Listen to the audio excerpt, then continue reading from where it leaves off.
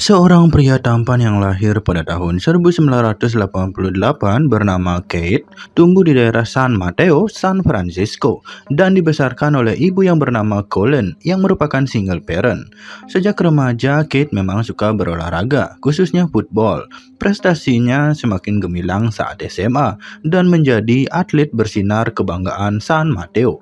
Penggemarnya banyak, tabungannya semakin melimpah, dan dia pun kemudian mendapatkan beasiswa masuk ke Universitas Washington melalui jalur prestasi. Namun masa keemasan Kate ternyata tidak bertahan lama.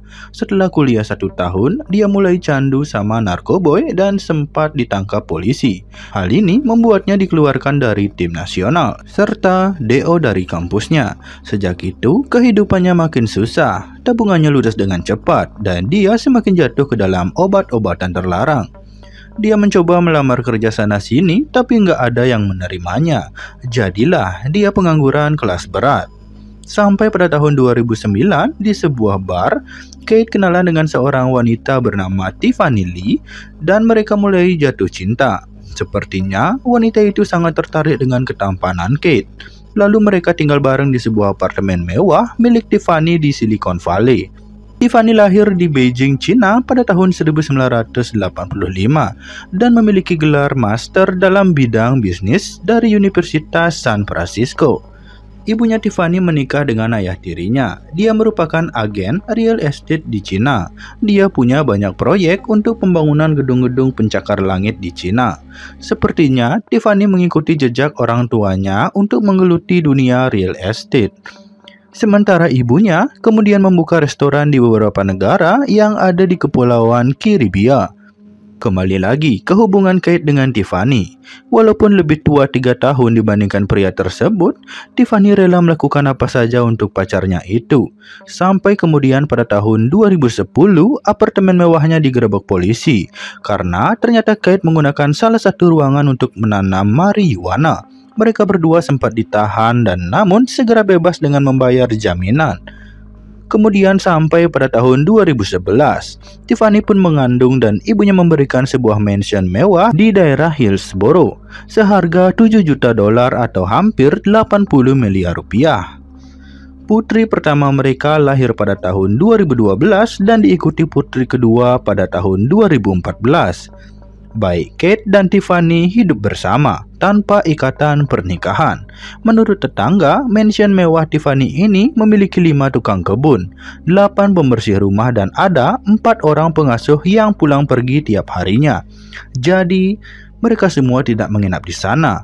Bahkan di garasi dan halaman rumahnya selalu terparkir mobil mewah seperti Ferrari dan Mercedes. Karena memang pengangguran, akhirnya Kate dikuliahkan jurusan memasak untuk jadi CEO kuliner oleh Tiffany di Lake Cordon Bleu College. Sisanya kegiatan Kate adalah menjaga anak dan di rumah terus. Nggak jelas ngapain aja. Ibunya Tiffany juga memberikan uang bulanan untuk Kate dan 2 putrinya tersebut sebesar $5.000 per bulan. Dan menurut Tiffany, lama-kelamaan Kate ini malah makin manja dan nggak mau berusaha buat kerja. Kebiasaan Kate ini semuanya lanjut terus dan bahkan weekend dia pesta-pesta nggak jelas. Kemudian hingga pada Februari 2015, Kate yang manja membawa tetangganya bernama Cafe supaya diperkerjakan menjadi bodyguardnya Kate. Sebenarnya Tiffany sempat menolak, buat apa pacarnya itu pakai bodyguard segala. Padahal tuh orang kebanyakan gabut di rumah aja, cuma nambahin uang keluar. Namun akhirnya dia setuju karena ternyata Cafe yang berusia 28 tahun itu memang lagi butuh pekerjaan. Namun sepertinya lama-kelamaan si Tiffany ini muak juga kali ya sama Kate yang pemalas. Janjinya mau cari kerja dan menikahi wanita itu, tapi malah keenakan di rumah terus. Mabuk, pesta, atau sekedar keliling gak jelas dengan mobil mewahnya untuk pamer. Bahkan dia tidak menyelesaikan kuliahnya jadi chef. Males katanya. Nggak jelas mau jadi apa. Yang terjadi malahan kemudian Tiffany mulai suka sama bodyguard suaminya itu, yaitu Cafe. Mereka saling jatuh cinta dan menjalin hubungan secara diam-diam. Buat info saja, saat itu Tiffany juga memiliki bodyguard sekaligus supir pribadi yang bernama Olivia, berusia 41 tahun dan merupakan pelatih seni bela diri juga. Kate sangat menyayangi kedua putrinya, tapi dia memang pemalas dan nggak bisa diandalkan. Sampai pada bulan September 2015, dia mendapat info dari seorang rekanan bahwa pacarnya Tiffany sering kencan dengan Capeh. Dan itu membuat Kate marah besar. Pertengkaran hebat terjadi di antara mereka bertiga. Sampai pada bulan Oktober 2015, Kate dan Tiffany memutuskan untuk berpisah melalui pengacara dan penandatanganan kesepakatan bahwa dengan ini Kate akan menerima uang $20.000 sebagai perjanjian mereka tidak akan saling berhubungan lagi. Karena Tiffany saat itu ketahuan main serong, maka pengadilan menjatuhkan hak asuh putri-putri mereka sepenuhnya kepada Kate. Dia berhak mendapatkan $4.000 per bulan dari Tiffany untuk segala kebutuhan anak mereka.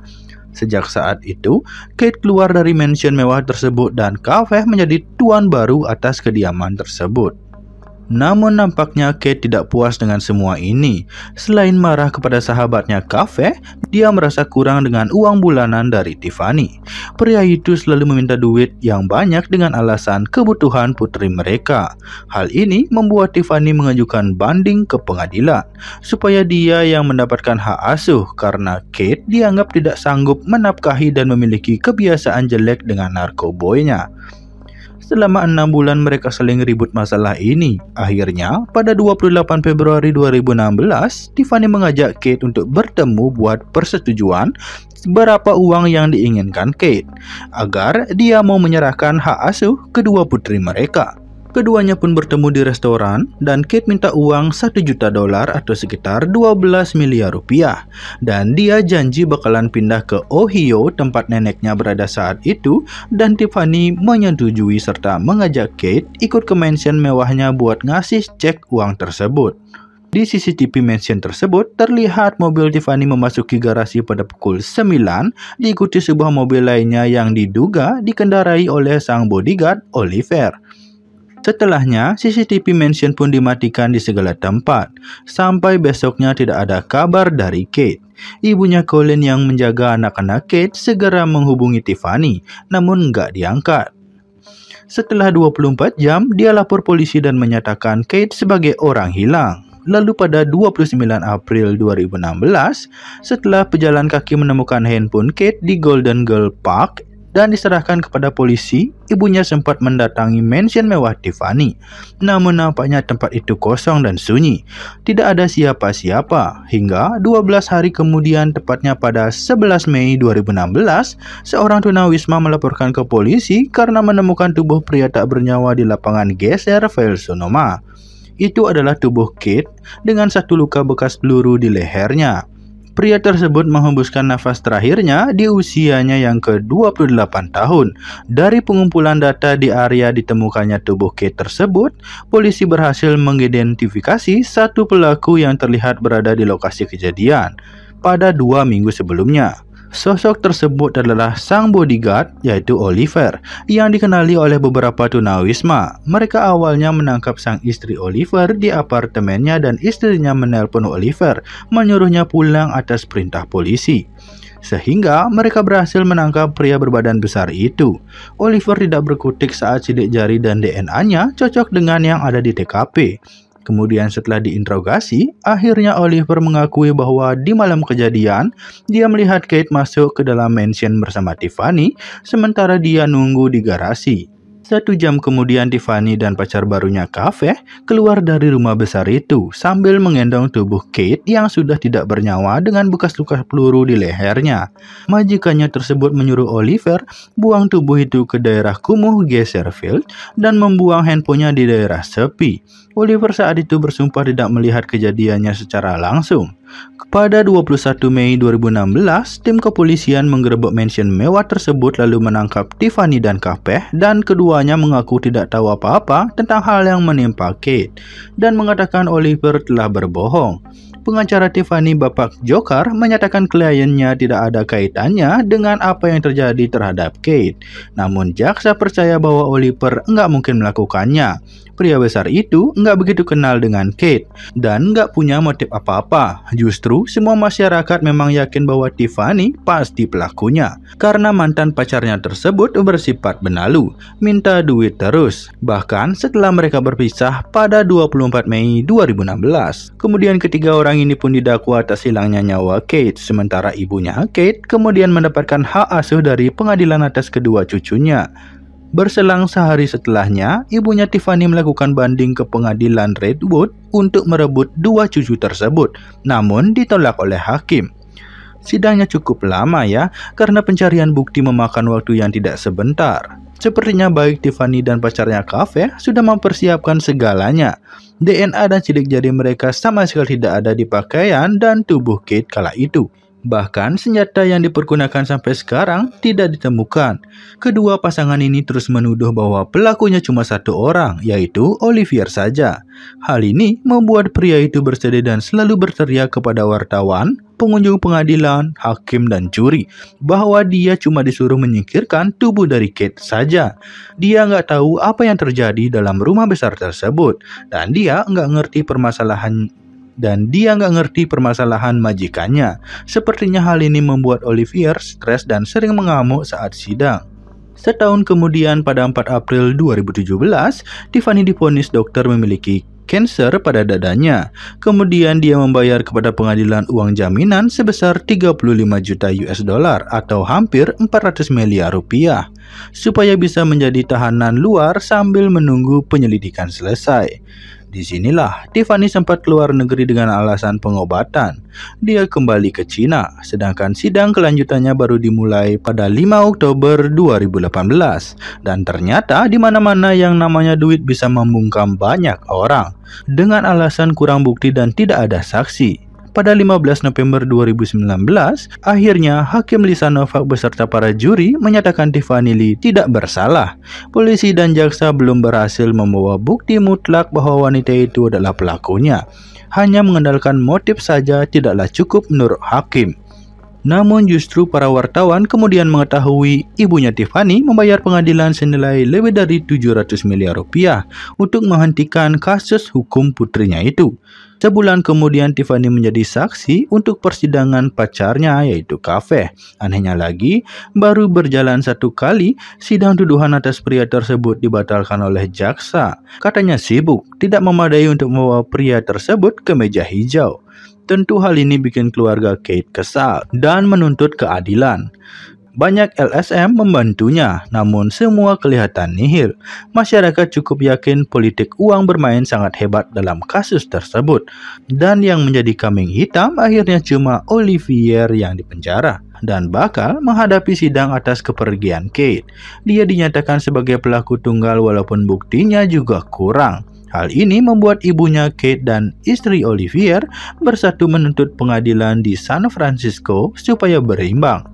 Walau ada beberapa saksi yang melihat Olivier saat itu membawa tubuh Kate, bukan berarti dia pelakunya. Dia nggak punya motif dan tidak diuntungkan dengan kepergian Kate. Jadi buat apa dia melakukannya? Harusnya pengadilan tahu bahwa motif sangatlah penting dalam setiap kasus. Tapi seperti diabaikan.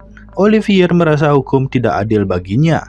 Saat dia benar-benar hanyalah sopir yang melaksanakan perintah majikannya, justru kini dia harus menanggung semuanya.